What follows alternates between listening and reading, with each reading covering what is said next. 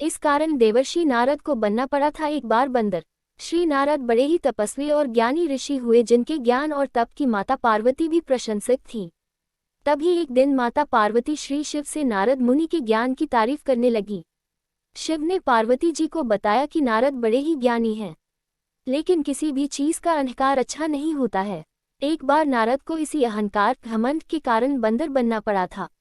ये सुनकर माता पार्वती को बहुत आश्चर्य हुआ। उन्होंने श्री शिव भगवान से पूरा कारण जानना चाहा। तब श्री शिव ने बतलाया, इस संसार में कोई कितना ही बड़ा ज्ञानी हो, लेकिन श्री हरि जो चाहते हैं वो उसे बनना ही पड़ता है। नारद को एक बार अपने इसी तप और बुद्धि का अहंकार घमंड खो गया था। इसलिए नारद को सबक सिखाने के लिए श्री विष्णु को एक युक्ति सूझी। हिमालय पर्वत में एक बड़ी पवित्र गुफा थी। उस गुफा के निकट ही गंगा जी बहती थी। वो परम पवित्र गुफा नारद जी को अत्यंत सुहावनी लगी। वहां पर के पर्वत, नदी और वन को देखकर उनके हृदय में श्री हरि विष्णु की भक्ति अत्यंत बलवती हो उठी और वे वहीं बैठकर तपस्या में लीन हो गए।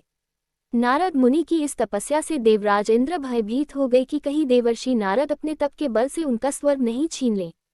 इंद्र ने नारद की तपस्या भंग करने के लिए कामदेव को उनके पास भेज दिया। वहां पहुंचकर कामदेव ने अपनी माया से वसंत ऋतु को उत्पन्न कर दिया। पेड़ और पत्ते पर रंग बिरंगे फूल खिल गए, कोयले कूकने लगी और भौरे गुंजार करने लगे। कामाग्नि को भड़काने वाली शीतल, मंद, सुगंध सुहावनी हवा चलने लगी। ब्रह्मा आदि अप्सराएं नाचने लगी, किंतु कामदेव की किसी भी माया का नारद मुनि पर कुछ भी प्रभाव नहीं पड़ा। तब कामदेव को डर सताने लगा कि कहीं नारद मुझे शाप न दे दें। इसलिए उन्होंने श्री नारद से क्षमा मांगी। नारद मुनि को थोड़ा भी क्रोध नहीं आया और उन्होंने कामदेव को क्षमा कर दिया। कामदेव वापस अपने लोक में चले गए। कामदेव के चले जाने पर नारद मुनि के मन में अहंकार घमंड खो गया कि मैंने कामदेव को जीत लिया। वहां से वे शिव जी के पास चले गए और उन्हें अपने कामदेव को हारने का हाल कह सुनाया। भगवान शिव समझ गए कि नारद को अहंकार हो गया है। शंकर जी ने सोचा कि यदि इनके अहंकार की बात विष्णु जी जान गए तो नारद के लिए अच्छा नहीं होगा। इसलिए उन्होंने नारद से कहा कि तुमने जो बात मुझे बताई है उसे श्री हरि को मत बताना। नारद जी को शिव जी की यह बात अच्छी नहीं लगी। उन्होंने सोचा कि आज तो मैंने कामदेव को हराया है और ये भी किसी को नहीं बताऊं।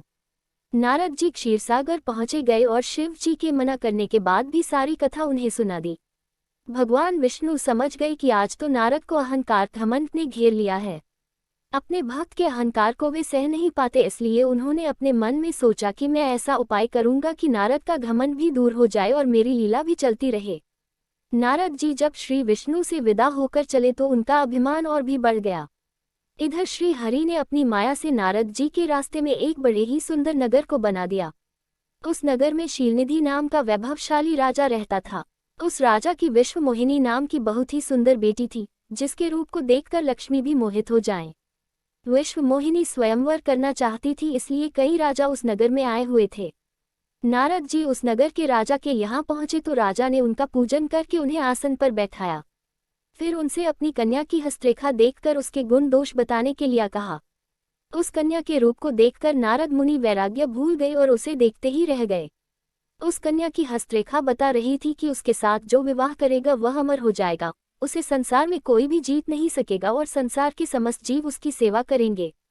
ये बात नारद मुनि ने राजा को नहीं बताई और राजा को उन्होंने अपनी ओर से बनाकर कुछ और अच्छी बातें कह दी।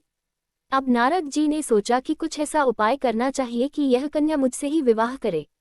ऐसा सोचकर नारद जी ने श्री हरि को याद किया और भगवान विष्णु उनके सामने प्रकट हो गए। नारद जी ने उन्हें सारी बात बताई और कहने लगे, हे नाथ, आप मुझे अपना सुंदर रूप दे दो ताकि मैं उस कन्या से विवाह कर सकूं। भगवान हरि ने कहा, हे नारद, हम वही करेंगे जिसमें तुम्हारी भलाई हो। ये सारी विष्णु जी की ही माया थी। विष्णु जी ने अपनी माया से नारद जी को बंदर का रूप दे दिया। नारद जी को ये बात समझ में नहीं आई। वो समझे कि मैं बहुत सुंदर लग रहा हूँ। वहां पर छिपे हुए शिव जी के दो गणों ने भी इस घटना को देख लिया। ऋषिराज नारद तत्काल विश्व मोहिनी के स्वयंवर में पहुंच गए और साथ ही शिव जी के वे दोनों गण भी ब्राह्मण का रूप बनाकर वहां पहुंच गए। वे दोनों गण नारद जी को सुनाकर कहने लगे कि भगवान ने इन्हें इतना सुंदर रूप दिया है कि राजकुमारी सिर्फ इन पर ही रीझेगी। उनकी बातों से नारद जी मन ही मन बहुत खुश हुए। स्वयं भगवान विष्णु भी उस स्वयंवर में एक राजा का रूप धारण कर आ गए। विश्व मोहिनी ने कुरूप नारद की तरफ देखा भी नहीं और राजा रूपी विष्णु के गले में वरमाला डाल दी। मोह के कारण नारद मुनि की बुद्धि नष्ट हो गई थी। राजकुमारी द्वारा अन्य राजा को वरमाला डालते देख वे परेशान हो उठे। उसी समय शिव जी के गणों ने ताना कसते हुए नारद जी से कहा, जरा दर्पण में अपना मुंह तो देखिए। मुनि ने जल में झांक कर अपना मुंह देखा और अपनी कुरूपता देखकर गुस्सा हो उठे। गुस्से में आकर उन्होंने शिव जी के उन दोनों गुणों को राक्षस हो जाने का शाप दे दिया। उन दोनों को शाप देने के बाद जब मुनि ने एक बार फिर से जल में अपना मुंह देखा तो उन्हें अपना असली रूप फिर से मिल चुका था। नारद जी को अपना असली रूप वापस मिल गया था, लेकिन भगवान विष्णु पर उन्हें बहुत गुस्सा आ रहा था, क्योंकि विष्णु के कारण ही उनकी बहुत ही हंसी हुई थी। वे उसी समय विष्णु जी से मिलने के लिए चल पड़े। रास्ते में ही उनकी मुलाकात विष्णु जी, जिनके साथ लक्ष्मी जी और विश्व मोहिनी भी थी, से हो गई। उन्हें देखते ही नारद जी ने कहा, आप दूसरों की खुशियां देख ही नहीं सकते। आपके भीतर तो ईर्ष्या और कपट ही भरा हुआ है। समुद्र मंथन के समय आपने श्री शिव को बावला बनाकर विष और राक्षसों को मदिरा पिला दिया और स्वयं लक्ष्मी जी और कौस्तुभ मणि को ले लिया। आप बड़े धोखेबाज और मतलबी हो, हमेशा कपट का व्यवहार करते हो। हमारे साथ जो किया है उसका फल जरूर पाओगे। आपने मनुष्य रूप धारण करके विश्व मोहिनी को प्राप्त किया है, इसलिए मैं आपको शाप देता हूँ कि आपको मनुष्य जन्म लेना पड़ेगा।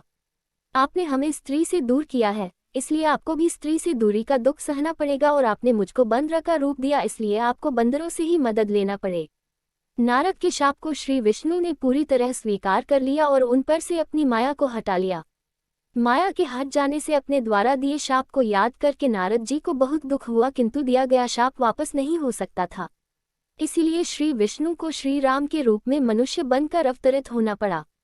शिव जी के उन दोनों गुणों ने जब देखा कि नारद अब माया से मुक्त हो चुके हैं तो उन्होंने नारद जी के पास आकर और उनके चरणों में गिरकर कहा, हे मुनिराज, हम दोनों शिव जी के गण हैं। हमने बहुत बड़ा अपराध किया है जिसके कारण हमें आपसे शाप मिल चुका है। अब हमें अपने शाप से मुक्त करने की कृपा करें। नारद जी बोले, मेरा शाप झूठा नहीं हो सकता, इसलिए तुम दोनों रावण और कुंभकर्ण के रूप में महान ऐश्वर्यशाली, बलवान तथा तेजवान राक्षस बनोगे और अपनी भुजाओं के बल से पूरे विश्व पर विजय प्राप्त करोगे।